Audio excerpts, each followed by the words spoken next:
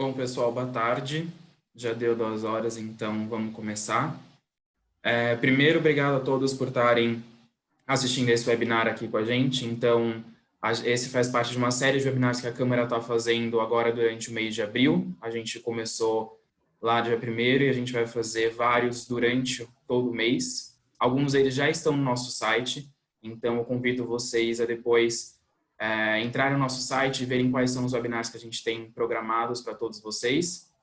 O tema desse webinar, então, é Relações Humanas, Saúde Mental e Negócios, o que fazer em tempos de pandemia. Então, a gente está com 2 especialistas da Ferolab, que é uma nova associada à Câmara, para comentar um pouquinho sobre essa parte de saúde mental e como lidar com esse tema agora que está todo mundo em casa e está todo mundo se adaptando ainda a esse novo formato de trabalho. Então, eu vou só pedir para vocês prestarem um pouquinho de atenção, que a gente vai, durante todo o webinar, atender e responder diversas perguntas que vocês forem mandando para a gente. Então, na parte de baixo da tela de vocês, tem um botão de Q&A. Então, eu peço que vocês mandem todas as suas perguntas por lá. Eu vou estar separando as perguntas e, ao final e durante a palestra em si, conforme a gente for fazendo alguns intervalos, eu vou fazendo as perguntas para a Cláudia e para o Antônio, para a gente ir tirando todas as dúvidas de vocês. E também eu vou pedir para vocês mandarem para a gente alguns cases de sucesso das empresas de vocês. Então, como vocês têm lidado com o tema e o que vocês têm para compartilhar com o que vocês têm feito nas empresas, vocês têm visto que tem dado certo com os colaboradores de vocês. Então, agora, para a gente já começar o assunto, passo a palavra para a Cláudia e para o Antônio, que vão conversar com vocês. Obrigado, gente. Olá, gente. Tudo bem? Olá, pessoal. Meu nome é Cláudia. Eu sou psicóloga e consultora de aprendizagem da Ferolab. A Ferolab é uma consultoria de educação corporativa. Nós estamos já há mais de 20 anos no mercado, trabalhando com soluções e estratégias de aprendizagem. E divido aqui esse papo hoje que a gente tem com o Antônio. Antônio, se quiser se apresentar. Boa tarde, pessoal. Eu sou Antônio de Barros Júnior, eu sou psicanalista, consultor, parceiro da Ferolab há muitos anos também. Eu sou doutor em Psicologia Social pela USP e no começo da minha carreira trabalhei em empresa multinacional, empresa nacional, então fui gestor durante muitos anos também. Só para contextualizar que eu conheço também o mundo corporativo, né? Até porque sou parceiro da Fer, e além do meu trabalho como na clínica psicanalítica. Então a gente vai conversar um pouquinho hoje, né, desse contexto em que a gente está mergulhado. É importante a gente dizer que essa coisa do coronavírus trouxe uma série de mudanças na nossa vida, né? E essas mudanças, o que estão fazendo com a gente, né? Primeiramente, estão mobilizando uma série de sentimentos, de emoções, de afetos, né? Na psicanálise, a gente prefere chamar de afeto, né? Não confundindo com carinho, né? Afeto é a reação daquilo que nos afeta, tá? E a gente diz afeto também porque tem sempre uma componente que a gente diz que é inconsciente, que a gente não sabe bem por que nos afeta, né? O que faz com que a gente se afete de uma determinada forma. Então, por que a gente se irrita, por que a gente fica com medo, etc. Então, nós vamos falar um pouquinho disso nesse webinar. Daqui a pouco eu vou focar nessa mobilização em relação a nós mesmos, a cada um de nós. Mas essa onda do coronavírus também trouxe uma série de mobilizações em relação às nossas relações, né? em relação às nossas famílias, aos nossos colegas de trabalho, aos liderados, para quem é líder, né? Em relação a amigos, enfim. E também mobilizou, afetou as nossas relações com outras pessoas que a gente não conhece, que estão também passando pela mesma situação. Quer estejam aqui, né, no Brasil, em São Paulo, ou em outros lugares do Brasil, quer estejam na Europa, na Alemanha, na Itália, seja lá onde for. né? E a gente se mobilizou também em relação a pessoas que eventualmente estão passando, por exemplo, tem se falado, né, desde alguns dias, em relação a autônomos, a ambulantes, por exemplo, que perderam aí a possibilidade de ganhar o dinheiro com essa quarentena. Enfim, né? Então a gente foi mobilizado também em relação a essas pessoas que a gente sequer conhece. Nesse processo, o que a gente pode apontar, né? Que existem dois movimentos contrários que acontecem com a gente. Primeiro, um movimento de identificação com as pessoas, ou seja, a gente se vê no mesmo lugar delas, de uma certa forma, passando pela mesma situação. Então, e aí a gente vê uma série de movimentos de solidariedade, né, que a gente fazia muito tempo que não via, isso é muito bacana. Mas a gente vê também um movimento oposto, né, de uma certa, às vezes, de um certo distanciamento, e não estou falando do distanciamento social que foi recomendado pelas autoridades de saúde, né, estou falando de um distanciamento mesmo, de uma disputa, né, entre pessoas, entre países, né? A gente está vendo aí nesta semana aí um cenário aí de disputa pelos respiradores da China, esse tipo de coisa. A gente às vezes vai à farmácia né, ou ao supermercado, então a gente vê, sei lá, uma certa disputa por álcool em gel, por máscaras. Outro dia, né, quando ainda ia à farmácia, encontrei uma pessoa que comentou que tinha comprado 35 litros de álcool em gel. Aí eu disse a ela, bom, é por isso que está faltando, então, né, que a gente não acha, porque tudo bem, entendo a pessoa que ela, né, quer se prevenir, mas acaba prejudicando os outros, né? Então, resumindo, a gente tem esses dois movimentos de identificação, de solidariedade, mas também de uma certa disputa, de uma certa rivalidade com o outro, né? E que isso reflete a nossa essência, né? Nós somos assim, a gente tem esse movimento de nos identificarmos com os outros, mas também de considerarmos os outros como rivais em algumas circunstâncias, né? O fato é que, acho que está claro para todo mundo que a gente vai precisar de pensar em soluções coletivas para isso tudo, né? Tanto do ponto de vista dos negócios, quanto do ponto de vista dos países e das pessoas em geral, né? Então, não adianta a gente também querer aí acirrar esse componente nosso de disputa, de rivalidade, porque isso não vai dar coisa boa, especialmente numa crise como esta. Mas pensando que, né, na minha fala inicial, de que a gente está passando por uma série de mudanças,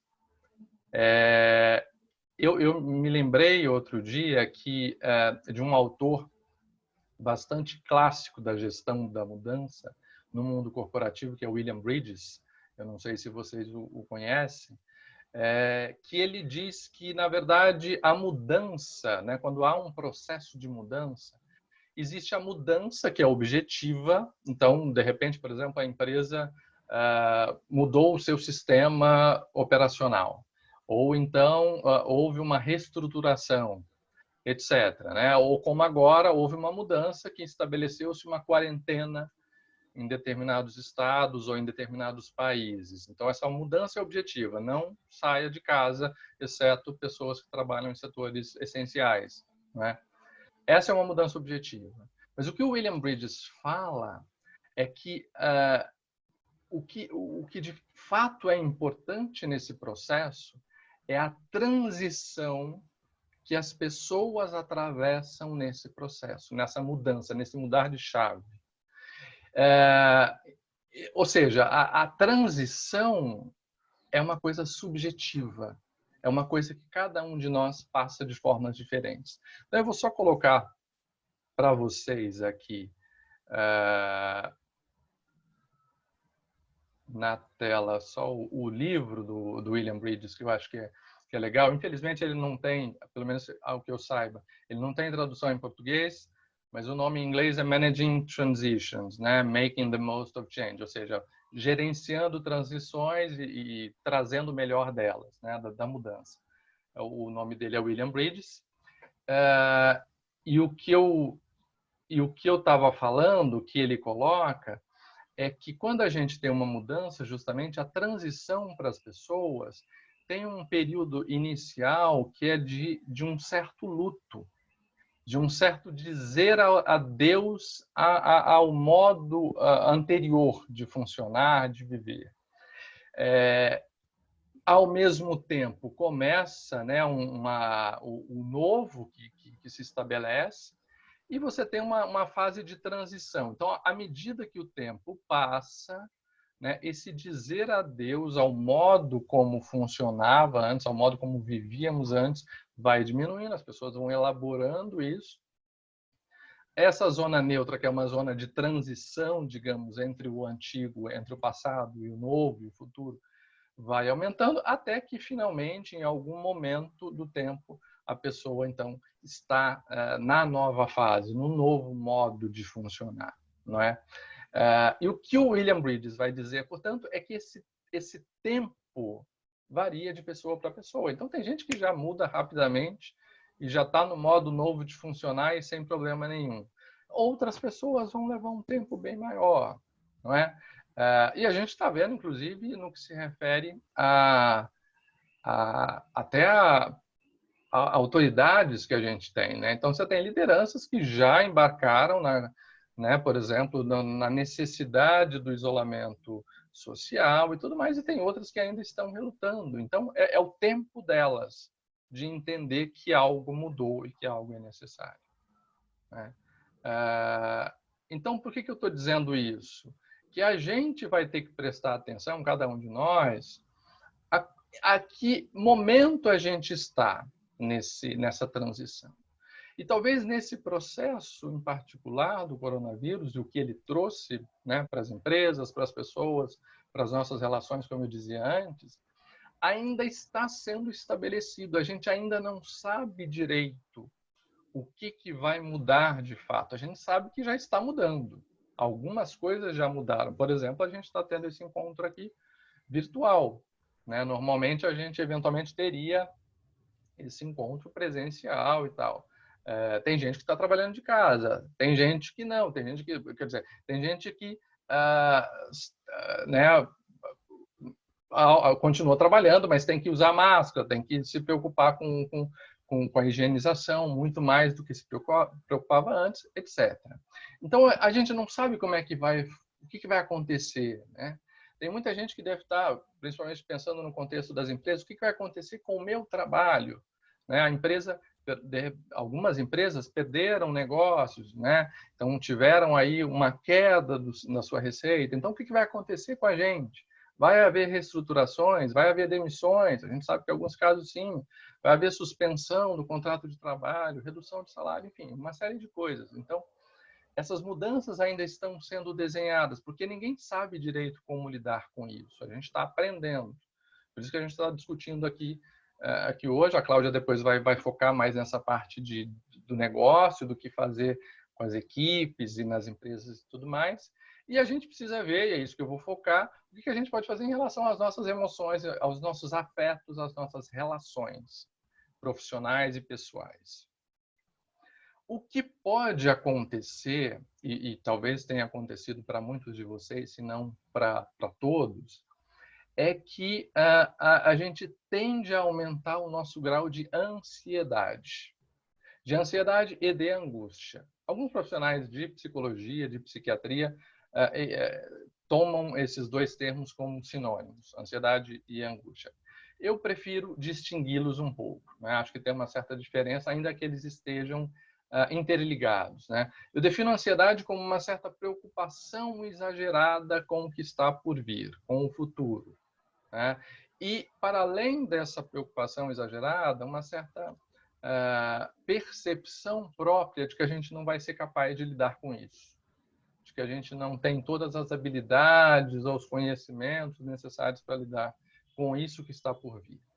Ao passo que a angústia, na definição com a qual eu trabalho, né, tem a ver com um modo, né, uma inquietação grande interna, né, um desconforto, um não saber o que fazer, né, aquele aperto no peito, aquela garganta travada, não é? Ou seja, é algo que nos afeta como sujeitos e até como seres vivos, né? Ou seja, quando nos afeta e e nos ameaça como tais, né? Então, aquilo que a gente vê como grande ameaça é aquilo que nos angustia. O problema é que a gente não sabe direito o que nos angustia, né? Então, essa é a questão. Então, nesta fase que a gente está vivendo, pode ter havido, e certamente aconteceu isso para muita gente, um aumento de ansiedade, um aumento de angústia. A questão é que a angústia nos remete a vivências muito antigas nossas, desde que a gente era criança, né? A angústia remete, por exemplo, a quando a gente, em algum nível lá atrás, se deu conta de que a gente sofria de um certo desamparo. Por exemplo, quando bebês, que a gente precisava de um adulto para cuidar da gente, né?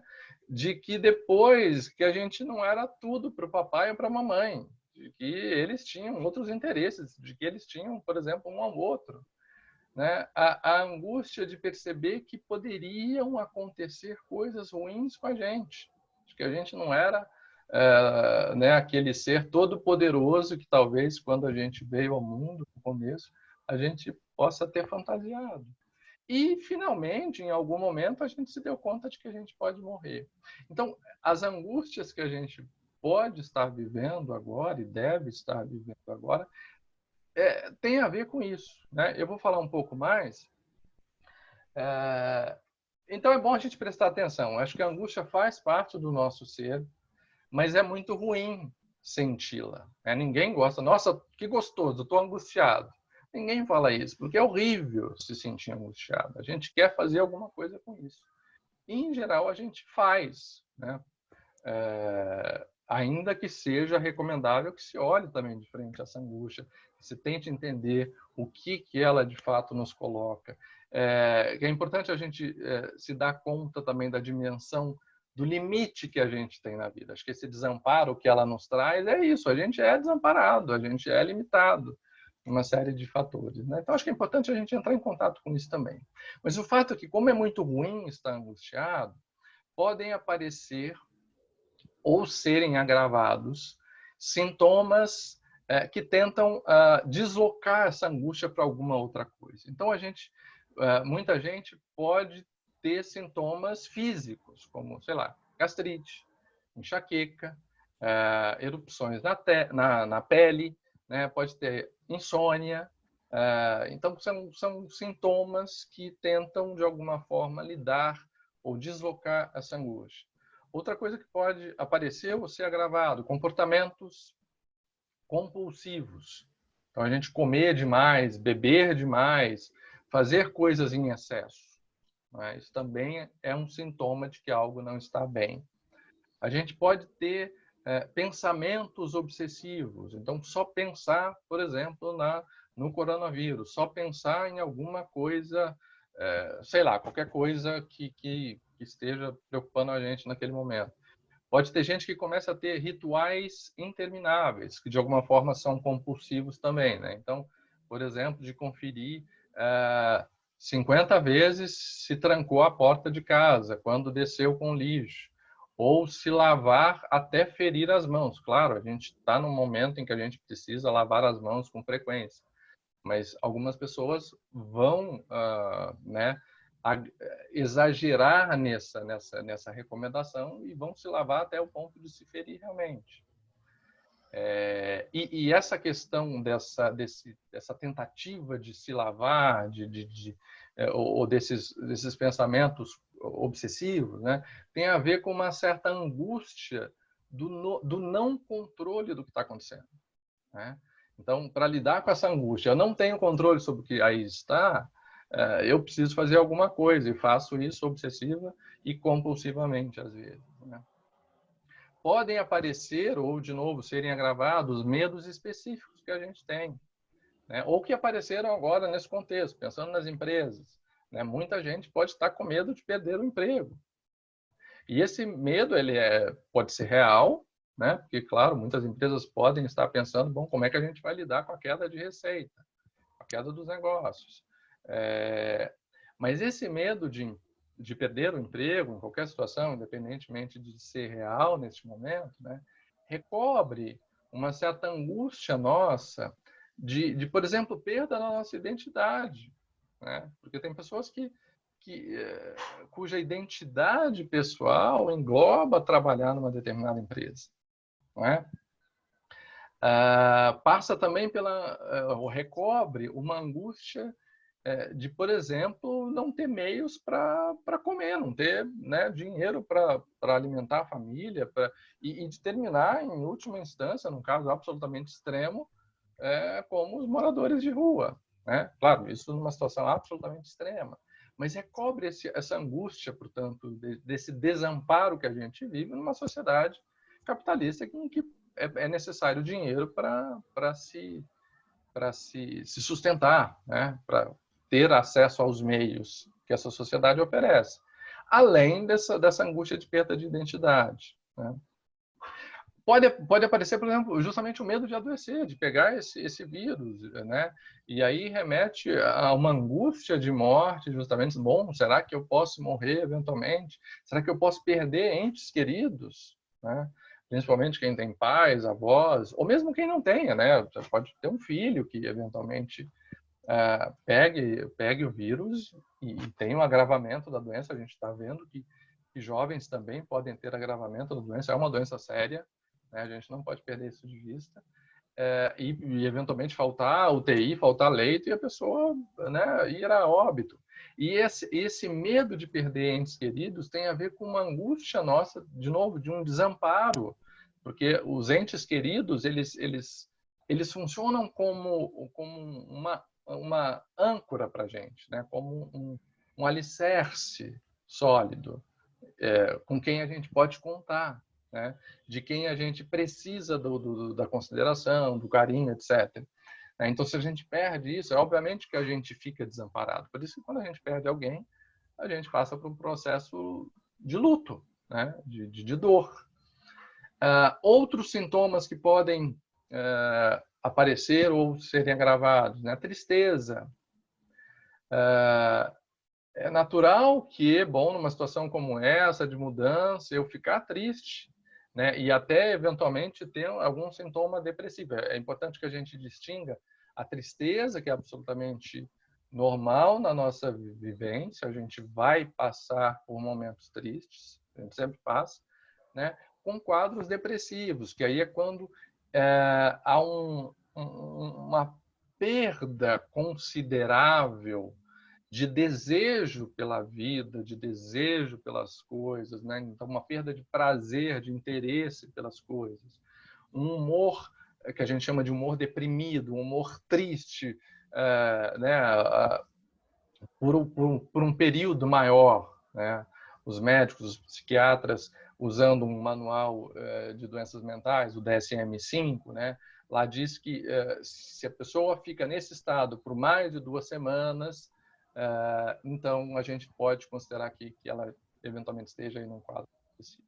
Então, neste contexto, pode ser que isso se agrave, né? Porque justamente por essa aflição que as pessoas estão passando, né? Sem saber, sem ter perspectivas.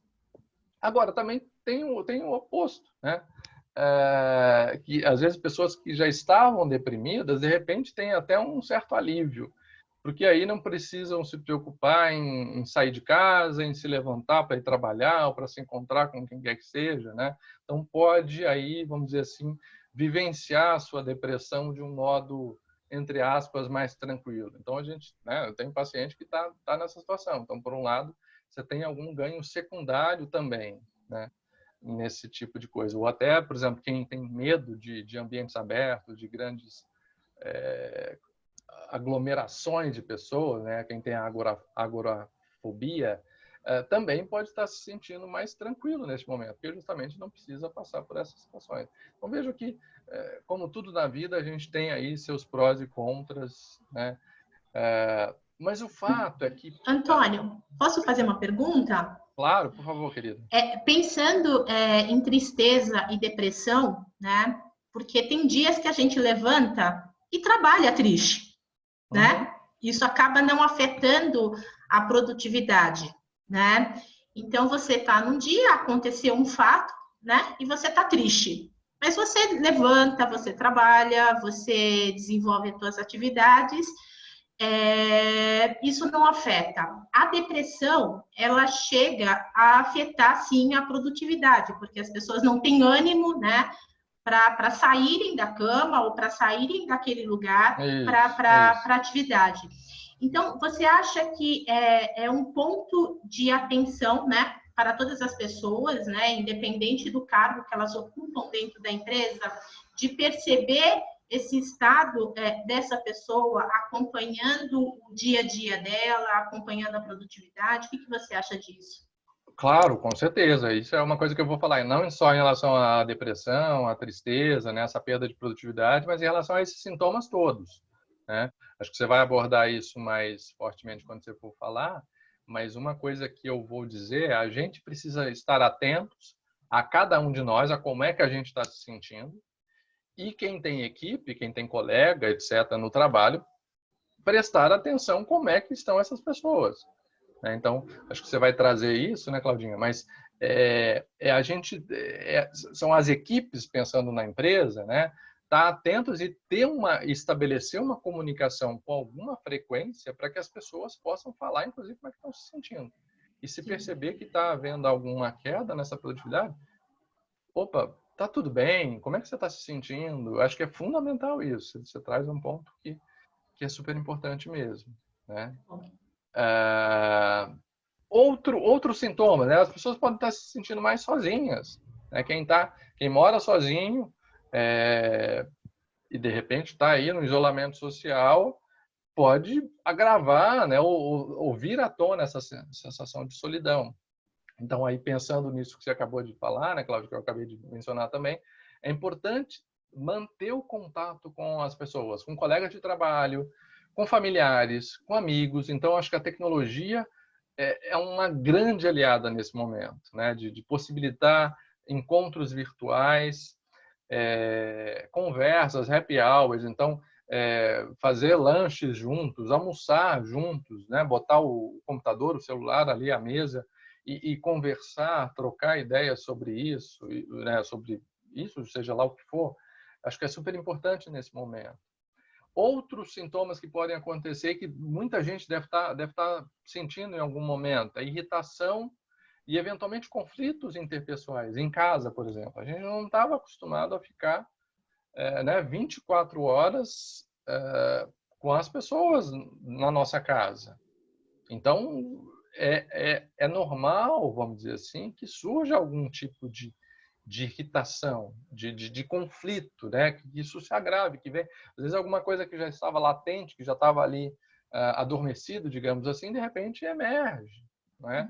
Irritação, eu tenho alguns pacientes que são pais, que têm filhos, né? Se queixam bom, o que eu faço com meus filhos agora? Porque, né, antes eu ia trabalhar tal, agora eu tenho que lidar com eles o dia inteiro. Né? O que fazer? Como achar tantas atividades de entretenimento, como sentar, fazer o dever de casa das crianças. Isso se tornou um problema para muitos pais, né? Porque antes a gente tinha, vamos falar a verdade, a gente sempre teve, né, nesse modo de funcionar da nossa sociedade, uma terceirização da criação das crianças, né? Então, elas ficavam na escola, em período integral muitas vezes, na creche, com avós, ou enfim, nos esquemas que as famílias organizam para poder trabalhar e tudo mais, né? Não há nada de errado nisso, mas de uma certa forma também houve um pouco de uma terceirização da educação. Então agora, de repente, a gente tem que conviver. E o que fazer com isso, não é? Mas eu costumo dizer o seguinte, acho que os pais também têm que pensar que eles não têm que prover atividades ou entretenimento para as crianças o tempo todo. As crianças também precisam lidar com o seu tédio, com a sua irritação, com a sua falta do que fazer, sozinhas. Estou dizendo que vai ser o tempo inteiro. É claro que pais têm que dar atenção e tal, mas elas também precisam criar esses mecanismos, né? Então, acho que também para apaziguar um pouco os pais nesse sentido, não é? Claro que é preciso observar também a idade da criança. Um bebê de 1 ano precisa ser cuidado o tempo todo. Não tem jeito. É preciso, senão isso traz consequências sérias. Uma criança de 5 anos já tem a possibilidade de lidar um pouco mais com estar sozinha, com fazer algo sozinha. Com 10 anos, então, nem se fala, né? Então, acho que pais podem estar atentos a isso e permitir que essas crianças também lidem com isso, né? Mas, enfim, então, só para resumir, acho que eu não vou me estender nessa coisa de sintomas, senão vocês se cansam também, mas só resgatar o que eu falava com a Cláudia e falei para vocês, que é de prestar atenção, né, em vocês mesmos e nos seus colegas, nos seus liderados, nos seus chefes, eventualmente, e oferecer escuta, perguntar o que de fato está acontecendo, se você pode apoiar de alguma forma. E, claro, para alguns casos mais sérios, então a Cláudia, por exemplo, trouxe a questão do quadro depressivo, ou mesmo quadros né, de uma angústia tão grande, ou de compulsões que se tornam absolutamente patológicas, ou seja lá qual for o sintoma que estiver presente, se não for possível só com o apoio de colegas, do chefe, da família, de amigos, eventualmente tem que procurar ajuda profissional mesmo. E acho que não tem que se sentir mal com isso, não. Acho que a gente está num momento de pressão e precisou, a gente tem que procurar ajuda, né? Sei lá, já falei muito. Tem perguntas aí que vocês queiram, antes de eu continuar? De repente a gente pode responder alguma pergunta. Sim. Temos alguma pergunta? Vou ver aqui no chat, Guilherme ou a Nina. A gente teve uma pergunta relacionada, mas acho que é mais relacionada à saúde mental. E, na verdade, agora acabou de chegar mais uma, que era o que vocês recomendam nesse momento de isolamento social para que possa contribuir com a saúde mental? Então, como lidar com esse isolamento que possa contribuir para diminuir esses casos, talvez, de tristeza e depressão que Tá. está aumentando, Antônio? Perfeito. Eu vou falar disso justamente agora. Então, bom que já veio a pergunta, que já emenda no segundo bloco da minha fala. Uma das coisas é assim, a gente está tendo um bombardeio de informações sobre esse momento do coronavírus e sobre tudo mais, né?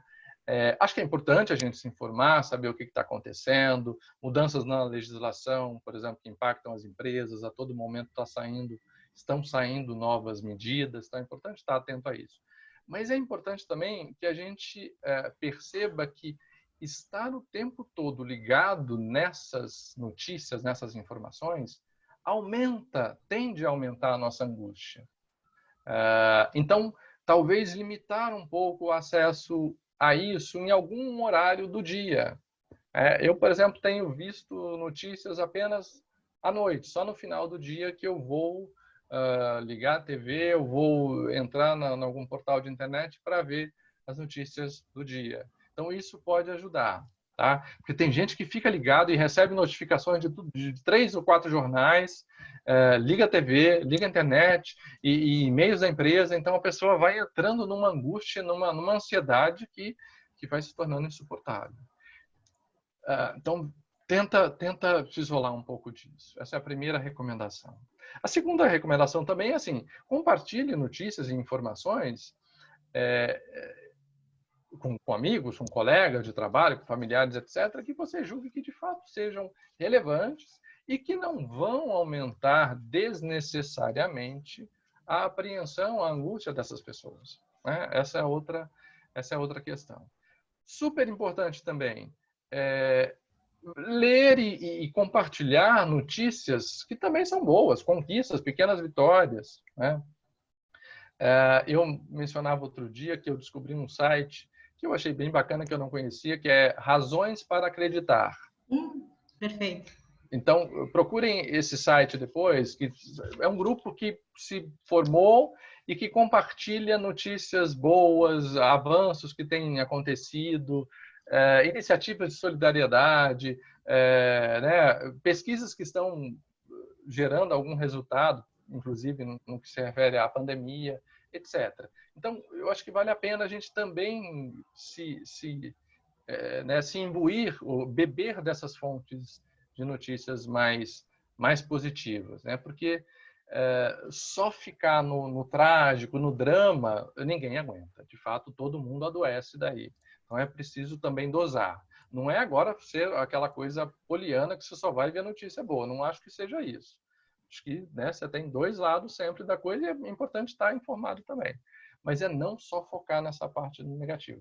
E uma coisa que eu acho que tem sido muito positiva, e acho que brasileiro é muito especial nesse sentido, que é o humor. O brasileiro tem usado muito de humor, de memes, de gifs animados em relação à pandemia. Então, acho que isso é bacana. A gente precisa do humor. O humor ele funciona como uma descarga psíquica. Então, é super importante. Claro que você vai usar um humor que seja cabível, né, no momento que seja adequado. Ficar também o tempo inteiro só compartilhando bobagens, o humor também não é o caso. Mas, de vez em quando, com certeza, todos vocês já devem ter recebido alguma coisa que fizeram vocês rirem e tornar a coisa mais leve. Então, isso é importante. O que mais, né, que a gente pode fazer? Dedicar-se a outras coisas. Né? Então, foque no trabalho, foque no que precisa ser feito. Foque na família, nos amigos, como eu falei. Veja projetos pessoais que eventualmente estavam engavetados e que você nunca teve tempo até então para olhar para eles. Né? Então, de repente, é a hora de olhar para esse projeto. Fazer outras atividades que deem prazer. Tem gente que gosta de ler, então leia mais, leia romance, leia né, algum aspecto teórico, conceitual da sua área. Acho que isso é bacana. Tem gente que gosta de escrever, então escreva, faça alguma, sei lá, coisa de arte. Tem gente agora, eu estava vendo ontem na TV, que está se organizando para cantar, para quem toca instrumentos musicais, para gravar, tocando e compartilhar isso com as pessoas. Tem grupos que estão fazendo festas virtuais, também uma coisa que eu vi ontem na TV. Ou seja, focando em outras coisas, tentando levar a vida num modo diferente de funcionar. Não é? Eu acho que é isso. Você vê filmes, séries, né? A gente tem aí os streamings que nos ajudam tanto nisso, mas eu acho que é isso, é não ficar só focado na coisa da pandemia, etc. Então, o trabalho continua, então vamos ver o que a gente pode fazer no trabalho, nos projetos, etc. Agora, acho que para encerrar minha fala, que eu já estou aqui avançando no tempo da Cláudia, acho que a gente precisa parar para pensar que essa pandemia, esse vírus, nos trouxe essa dimensão de limite para a gente. Né?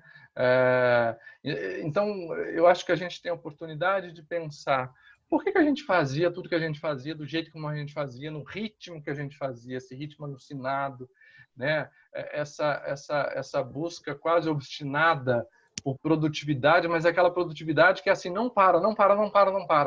E a gente sabe que para ser produtivo, a gente precisa ter um momento para parar, para criar, para ter ideias diferentes, para ter diferentes estímulos, para daí trazer uma produtividade maior no momento que a gente, de fato, focar em algo. Né? Então, acho que a gente tem a possibilidade de pensar no propósito daquilo que a gente faz, no trabalho, nas áreas, no negócio. Né? Quer dizer, será que o propósito das empresas é meramente gerar lucro e aumentar o seu valor de mercado? Né? É só isso que a gente faz? Ou não, tem um outro propósito que está por trás disso também. Claro que é importante ter lucro, é importante aumentar o valor de mercado, mas tem um propósito social, um propósito nosso, né, nessa coisa toda também. Então é isso. Para encerrar a minha fala, eu acho que a gente está vivendo um momento de luto, de angústia, de sofrimento, sim. A gente não deve negar isso.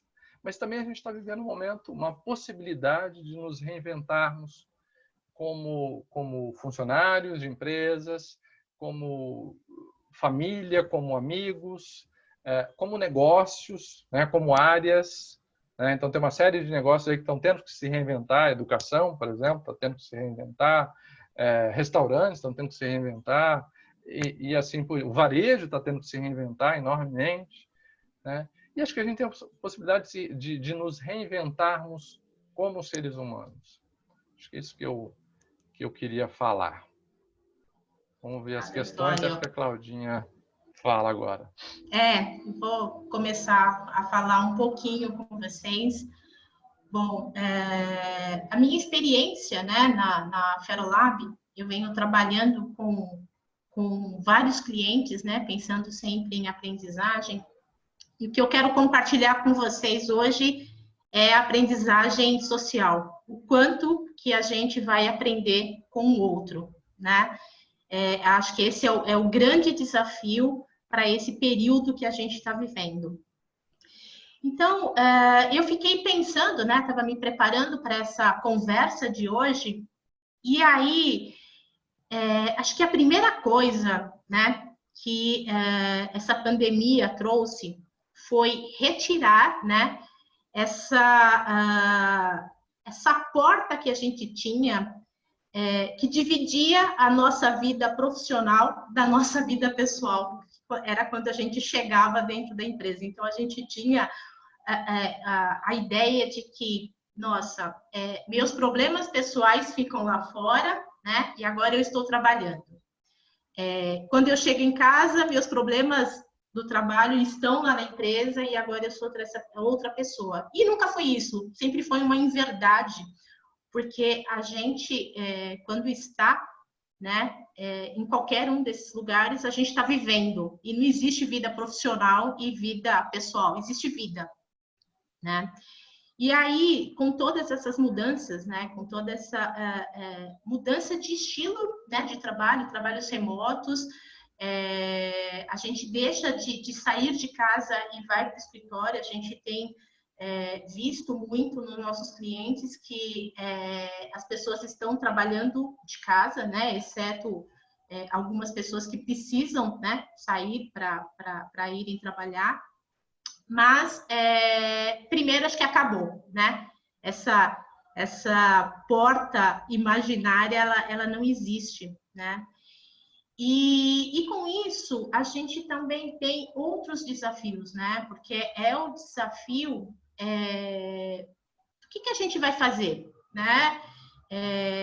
A quem eu vou recorrer no meu ambiente de trabalho, né? E isso muito associando a essa questão emocional mesmo, de sanidade mental, né?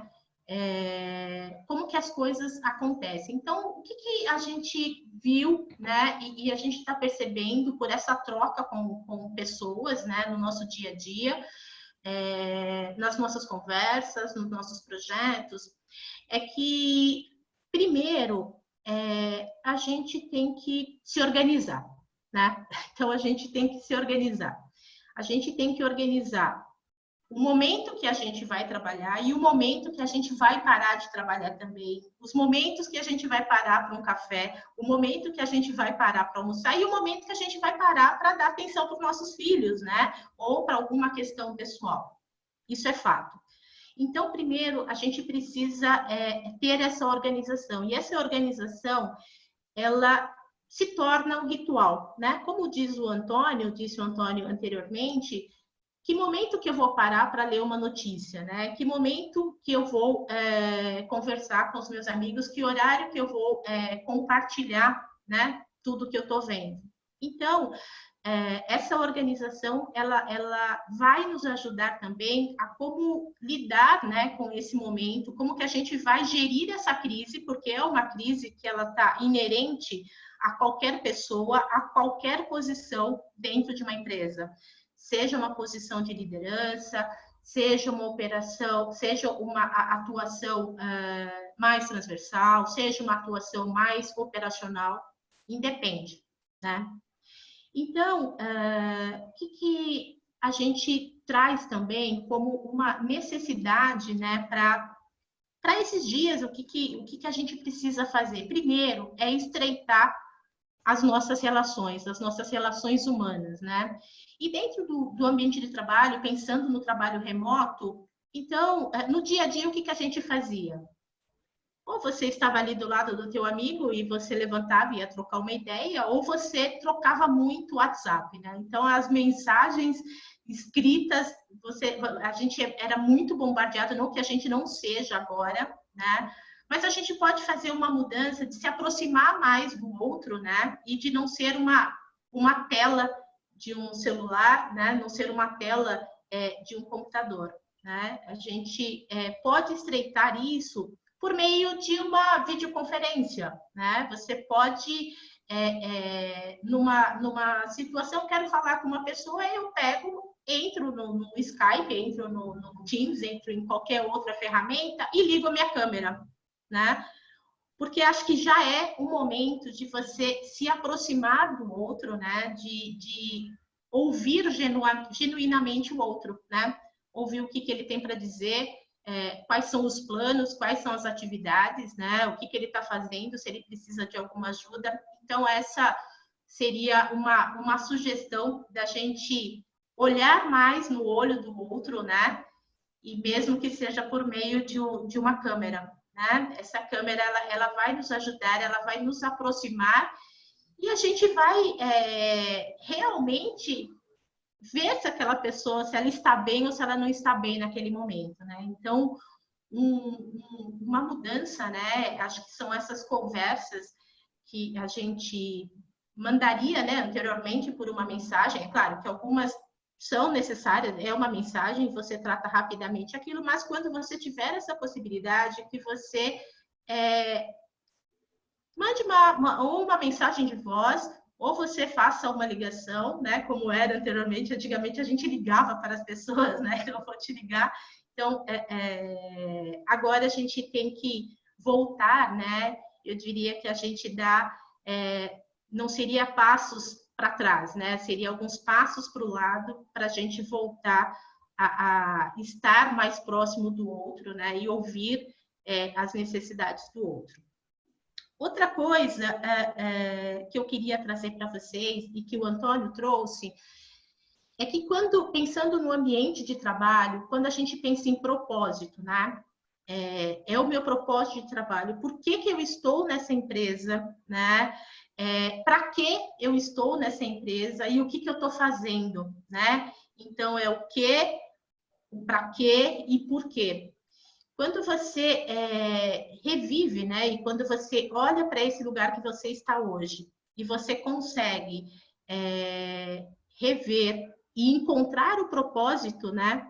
Para você estar nesse lugar, com certeza teus dias serão muito melhores, né? Muito melhores. Porque você começa a trazer um significado para aquilo que você está fazendo. Você começa a ter um olhar não só para pelo teu trabalho, né? Aquele olhar para o seu trabalho, mas um olhar do que o teu trabalho vai trazer para o outro, né? Quais são os reflexos do teu trabalho que vai ajudar o outro, ou o teu colega que está ali do lado, ou a própria sociedade também. Porque independe da área que você atua, o que você faz, você está impactando direta ou indiretamente uma sociedade, né? E quando a gente pensa nesse impacto, né, do que eu estou fazendo, para quem eu estou fazendo, existe uma responsabilidade nossa, né, uma responsabilidade de pessoas que estão, né, no dia a dia de uma empresa, de saber que você pode fazer, né, você pode transformar um dia de uma pessoa numa felicidade ou numa infelicidade, né? E para isso, a gente tem que tomar cuidado cada vez mais com essas relações, porque as pessoas estão sensíveis, né? Elas estão vulneráveis, elas estão preocupadas, né? E a gente, cada vez mais, quando a gente olhar com um olhar mais humano para essa pessoa, mais essa pessoa vai estar com você e mais engajada essa pessoa também vai estar. Pensando em... Oi? Eu ia só aproveitar que você está falando disso. Tem 3 perguntas aqui que acho que tem a ver com essa sua fala. Talvez você possa responder emendando no que você estava falando. Tem uma pergunta aqui que é: como é que a gente ajuda o funcionário que precisa, mas que não pede? E aí a pergunta seguinte é: como lidar quando o líder não está bem, o que ele faz para que a sua equipe não seja impactada? Sim. O que você diria disso, Cláudia? Primeiro, a gente precisa criar, né, para esse funcionário, esse colaborador que a gente percebe, mas ele não quer falar, ele tem que sentir um ambiente de confiança, né? A gente precisa gerar um ambiente de confiança e de segurança para esse colaborador, né? Nem todas as pessoas conseguem falar, mas a gente tem que diariamente falar para elas que elas podem falar, né? Que elas podem procurar, né? E se ela não quiser procurar pelo líder dela, que ela procure um amigo, né? Que ela procure um par, ou que a gente oriente também a um par, né? A um colega de trabalho, falar mais com essa pessoa e procurar saber como que ela está, né? Então, o fato de um colaborador não desejar se expor não nos impede de oferecer esse apoio, porque no momento certo ele sabe a quem recorrer e por que recorrer. E se mesmo assim ele não quiser, né, você perceber que ele não está disposto a isso, é o nosso papel, né, como pessoas dentro de uma empresa, de buscar um amigo, um par, ou até mesmo, né, se for um caso mais grave, de procurar a família para ajudar essa pessoa. É nossa responsabilidade. E sobre o líder, né? O líder é um grande desafio, porque esse líder, a gente, na FERO, eu sou uma das especialistas em liderança. Então, nós já ouvimos muitas dores, né? Muitos desafios. Por quê, né? Porque esse líder, ele cada vez mais, e nesse momento, ele é muito demandado, né? Ele precisa liderar essa empresa nessa situação mundial. Ele precisa gerenciar a equipe de formas diferentes, né? Com horários reduzidos, com horários diversos, pessoas distantes ou não. Ele tem que decidir sobre algumas coisas que vão afetar diretamente essa pessoa, né? Ele vai decidir ou por uma suspensão de trabalho, ou por uma demissão, né? Além de tudo, ele tem que ter uma comunicação efetiva, né, com todas as pessoas, né, em todos os níveis. E, além disso, ele tem que zelar pela emoção, né, e pela saúde, ele tem que zelar pela emoção do time dele e pela saúde mental desse time. Mas ele também é uma pessoa dentro desse ambiente, né? Ele também sofre todos os impactos que todas as pessoas sofrem, né? Ansiedade, tristeza, angústia, pressão, necessidade por resultados. O que a gente diz? Que, primeiramente, né, o líder, se ele não tem um líder acima deles, né, ele tem um par, né? E essa rede de apoio, ela funciona e muito, né? Muitos líderes hoje, eles estão se reunindo, né, entre pares, para trocarem mesmo, não só as questões mais de negócio, mas também para falar sobre ele, né? E um outro ponto que eu acho é que necessariamente, quando o líder, né, pensando um pouco na Lisa, né, na Lisa Solomon, quando ela fala das 4 habilidades do líder, né, que é o líder futurista, que é o líder tecnológico, que é o líder que olha para negócios, enfim, e por último, o líder humanitário. O líder é humano também, né?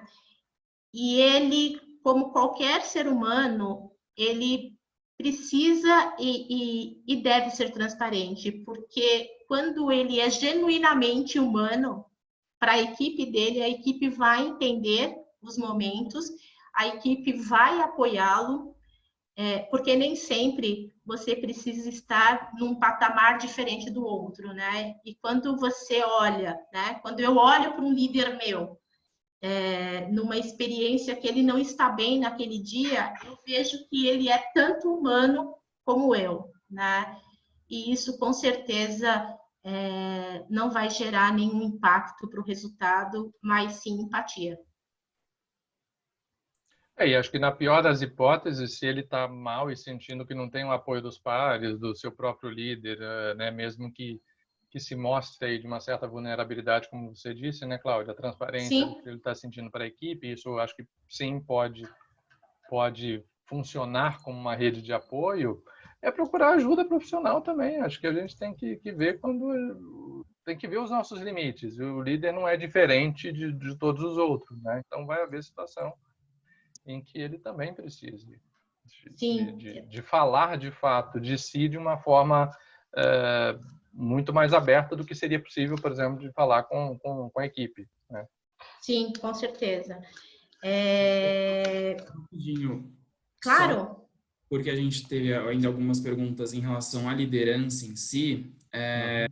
Uma das perguntas foi como manter a equipe motivada à distância e também toda a questão relacionada a metas. Então, porque principalmente muitas equipes, os líderes têm que ficar passando meio que metas mensais para suas equipes, só que à distância algumas metas são mais difíceis de serem cumpridas. Então, como manter essa equipe motivada e também como estabelecer essas metas motivadoras, levando em consideração que está todo mundo em casa. Certo. Primeiro, só repetindo um pouco, né, retomando, primeiro, uma comunicação muito transparente, né? É uma responsabilidade dos líderes, uma comunicação muito transparente da situação atual, do que pode acontecer, do que não pode, do que vai acontecer ou o que não vai acontecer. Acho que essa é a primeira sugestão, é o que a gente percebe que traz um resultado e maior engajamento, né? Então, primeiro, trazer números, trazer os resultados que precisam ser alcançados, os impactos que essa empresa ela vai sofrer aí nos próximos meses, quais são as estratégias que estão sendo tomadas para cada um desses pontos, né? Ajuda bastante nesse engajamento até das pessoas conseguirem visualizar o que vai acontecer daqui para frente, o que eu preciso fazer para colaborar com o lugar, com a empresa que eu estou, para ela atingir os resultados e as estratégias que forem adotadas. E outra coisa é criar reuniões, né, pelo menos uma vez por semana, em horário marcado, em horário recorrente. A gente precisa trazer algumas rotinas para que essas coisas aconteçam e para que as pessoas saibam que naquele momento a gente vai falar ou sobre negócio, ou a gente vai falar sobre metas, né? E falando sobre metas, quando a gente tem as metas mensais, o que a gente precisa fazer? É diluir essas metas em metas menores, né? A gente pode ter, sim, uma meta mensal, mas a gente pode dividir, né, essa meta em algumas metas que darão suporte a essa meta maior e acompanhar essa meta até que a gente consiga alcançar a meta desejada. Então, isso faz com que, primeiro, a gente consiga a gente consegue visualizar os ganhos, né, a curto prazo e, possivelmente, com esses ganhos a curto prazo, a gente também, com certeza, vai conseguir atingir aí os ganhos a longo prazo. Ótimo. Cláudia, caso você assim não tenha mais nada para apresentar, acho que eu vou fazer mais algumas perguntas, mas se quiser finalizar, talvez a sua parte, acho que a gente já está dando no horário, aí eu faço algumas perguntas e a gente já finaliza. Perfeito. Que eu queria compartilhar com vocês, né? Primeiro, que o que a gente trouxe para vocês são sugestões, né? Coisas que a gente sabe que dão resultado, Mas eu queria também fazer um convite para vocês compartilharem aqui no nosso chat as ações. Eu já vi algumas aqui, algumas coisas que já foram ações que estão planejadas, ações que já estão acontecendo, mas também de sugestões de vocês, né? De sugestões do que vocês acham que funcionaria para esse tempo de pandemia, pensando nessa gestão, né, que a gente precisa fazer para esse momento. Eu gostaria que vocês compartilhassem, porque a ideia é muito de troca, né? Eu e o Antônio, nós viemos aqui para essa troca com vocês, mas a gente queria também fazer essa troca com o grupo todo, né? Que vocês trouxessem, que a gente colaborasse, porque o negócio, né, as empresas, tudo funciona quando a gente trabalha em rede, quando a gente pensa em colaboração, quando a gente pensa em cooperação. Então, eu quero fazer esse convite para vocês compartilharem ideias, independe se são simples ou complexas, né? Porque a ideia depois é a gente compartilhar isso com vocês também, né? A gente consolidar e dessa nossa conversa abrir espaço para novas trocas. A Regina colocou o que está fazendo na empresa dela, não sei se você viu, Cláudio, que eles montaram um comitê de crise desde janeiro e tem reuniões semanais e mantém uma comunicação consistente e frequente com todos os colaboradores. Cerca de 90% do quadro de trabalho está em home office. Sim. Tem uma pessoa que não se identificou dizendo que na empresa dele ou dela eles têm um canal para ligarmos e falarmos com algum especialista, por exemplo, com um psicólogo, caso precisamos de algum auxílio. Que bacana ótimo, também. Perfeito, ótimo. Acho que foram essas as... Tem uma pergunta aqui que até acho que é um pouco mais aí pessoal. É o fato da gente ter tantas opções de atividades e tanta coisa para fazer, além do trabalho, tudo isso também não gera um tipo de angústia pelo fato de que tá todo mundo em casa e tanta coisa para fazer e querer fazer tudo, mas não conseguir também.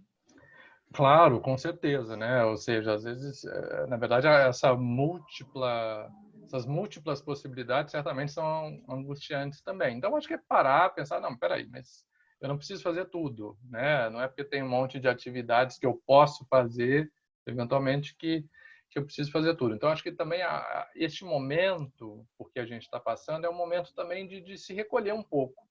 Acho que aquele momento de deitar no sofá ou na cama e ficar quieto e se contemplar e contemplar a vida um pouco, né? De respirar mais tranquilamente, porque acho que isso também apazigua um pouco. Né? Porque também querer colocar coisas, preencher o tempo, acho que isso é importante. A gente querer preencher o vazio, né? Que a gente tem, todos nós temos em alguma medida. Com alguma atividade o tempo todo, isso não é legal, isso também é angustiante, como acho que foi a Andréia que falou, né? A Andréia Santos. Então, faça isso, acho que isso vale para todos. Assim, contemple um pouco, tenha um pouco de introspecção neste momento. Entre em contato com essa dimensão também. Eu diria, e só para completar o Antônio, a gente tem que buscar, né? É a busca pelo prazer e não pelo desprazer, né? Então, o momento da gente parar e não fazer nada é não fazer nada, né? E a gente não precisa preencher esse nada. Sim. Porque o nada também, em determinado momento, é muito bom, né? E a gente, e esses momentos, né, de reflexão, de olhar para si, é um momento também importante e que a gente deve colocar um horário também, não um horário, né, um horário real, né, mas a gente tem que parar para olhar para si mesmo, para suas emoções e para às vezes não fazer nada mesmo, ficar assistindo um filme, uma comédia e tudo bem, não tem problema nenhum, tá tudo bem. Ótimo. Então, agora, só para finalizar a última pergunta, então, Antônio, na curva de mudança que você mostrou, Em que momento conectar com a transição do futuro?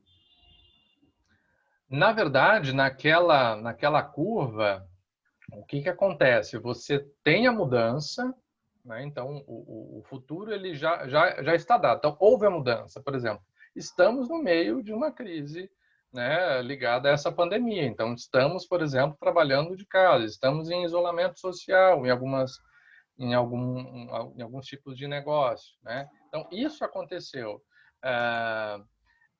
O que acontece, essa transição para o futuro, é como é que as pessoas vão, a partir do que mudou, se apropriando de um modo novo de viver e de fazer as coisas. Então, isso é um processo que naturalmente vai acontecendo. Então, houve a mudança objetiva, como eu disse, e aí a transição, né, esse abraçar o futuro é que vai se dando aos poucos para cada pessoa, na sua velocidade. Então, para mim, pode ser mais rápido, para o meu colega vai ser mais devagar. Então, vai ter gente que vai se agarrar mais. Nossa, mas era tão bom, né, funcionar daquele jeito. Nossa, mas o mundo era tão legal até o ano passado. Nossa, por que eu reclamava tanto da minha vida? Eu mal sabia quanto era boa. Então, e é natural que isso aconteça, né? Que essa permanência do modo antigo permaneça por um tempo. Então, aos poucos, não é que exista um momento, né, em que isso se dá. Isso vai se dando aos poucos e dependendo de cada um. E de como a gente vai se apropriando desse futuro, dessa transição para o novo modo, à medida que a gente vai vendo novas possibilidades. A Cláudia falava da busca do prazer, na medida em que a gente vai ver que a gente vai obter também prazer, digamos, no novo modo de funcionar. Né? Então, aí a gente começa a ver possibilidades. Aí a gente consegue ir aos poucos abandonando, né, o modo antigo. Mas não que, se vocês se lembram da figura, mesmo quando a pessoa já abraçou em grande medida quase tudo, né, o futuro, digamos, o novo modo, ainda fica um restinho no modo antigo, que faz parte do processo de luto. Né? Quem a gente perde, por exemplo, tudo bem, a gente se acostuma com a ideia, vem pessoas novas, vem coisas novas na nossa vida. Mas a gente não vai deixar de sentir uma certa saudade também, por exemplo, daquela pessoa, daquilo que a gente perdeu, etc. Né? A gente vai sentir um pouco de saudade também, mas isso vai ficar mais tranquilo. Sim. Guilherme, todas as perguntas que foram feitas, se a gente, acaso, não respondeu alguma, acho que seria legal falar para o público, né, para quem está participando, que a gente pode resgatar todas essas perguntas e compartilhar, né? Sim, exato. Agora a gente vai finalizar, mas caso vocês tenham mais alguma pergunta ou queiram comentar mais alguma coisa, mandar para a gente alguns cases das empresas de vocês, no e-mail que vocês receberam o convite para assistirem esse webinar, vocês podem responder esse mesmo e-mail, compartilhando tudo isso, tanto as perguntas quanto os cases, que a gente vai compartilhar com a Cláudia e com o Antônio, para eles responderem essas perguntas, talvez individualmente para cada um de vocês. E a gente vai tentar juntar também esses cases que vocês forem mandando para a gente depois mandar para todo mundo ter acesso e também ter um pouco de inspiração do que está acontecendo em outras empresas, o que vocês conseguem fazer nas empresas de vocês. Perfeito. Então, obrigado a todos por terem participado. Obrigado para a Cláudia e para o Antônio. Espero que vocês tenham gostado.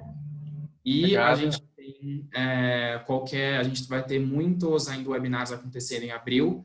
Então, fiquem de olho no nosso site, nas mídias sociais da Câmara também, para vocês ficarem sabendo e conseguirem acompanhar. É isso. Obrigado pela participação de todos. Obrigada, gente. Obrigada.